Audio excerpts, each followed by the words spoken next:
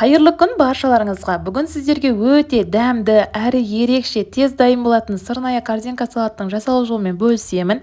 Ең алдымен сырная корзинкаларымызды жасап аламыз. Ол үшін сырымызды үккіштен өткізіп аламыз, майдалап. Үккіштен өткізген сырларымызды сковородкамызға саламыз. Барлық жеріне жайып шығамыз. Астына от жағып, қыздыруға қоямыз. Сырымыз ери бастайды. Менің YouTube каналыма тіркеліп қойыңыздар, көптеген рецепттер бар. Сырларымыз еріді. Шұңқылдау легенге немесе тарелкаға су құйып, сковородкамызды қоямыз. Сырымыз қата бастайды. Блиниді алғандай ғып жайлап алып шығамыз.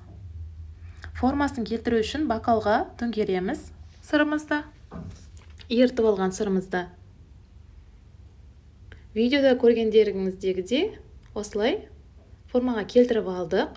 1 сағатқа морозильникке қойып қоямыз. Енді сырная корзинканың ішіне салатын дайындап аламыз. Ол үшін огурцымызды, помидорымызды жақсылап жуып, майдалап, солонка қылып турап шығамыз. Турап алған огурцыларымызды шұңқылдау ыдысымызға саламыз барлығын. Салатный листімізді турап аламыз. Қанша граммнан қосқанымыз, құрамына не қосатынымыз описание бөлімінде жазулы тұр. Помидорларымды да солонка қылып, ұзынша қылып турап алдым.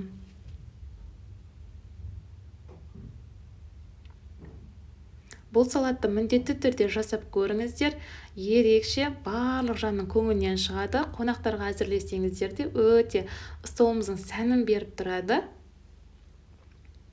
Тауығымыздың төс етін алдын ала пісіріп алдық. Тұз қосып,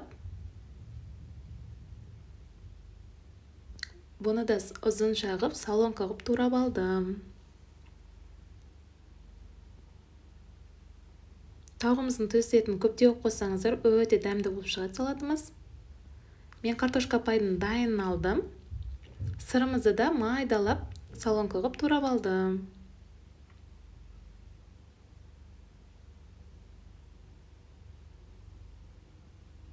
Жұмыртқамыздың ағын қосамыз. Солонка қылып, майда қылып турап аламыз.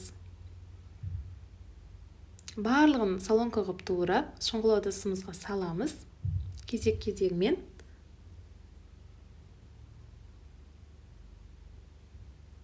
Кукурузымызды қосамыз. Енді соусын дайындап аламыз. Ол үшін бізге кетчуп қажет және майонез. Мен тауығымыздың төс етін тұз қосып пісіргендіктен тұз аз қостым. Дәміне қарай көресіздер тұзын.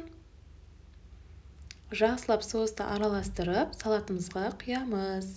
Енді салатымызды жақсылап араластырамыз.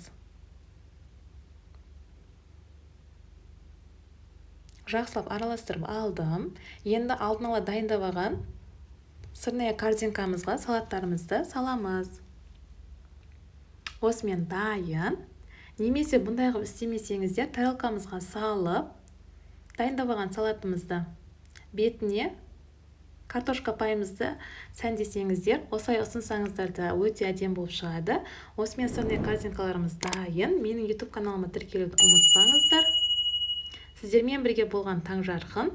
Қош сау болыңыздар.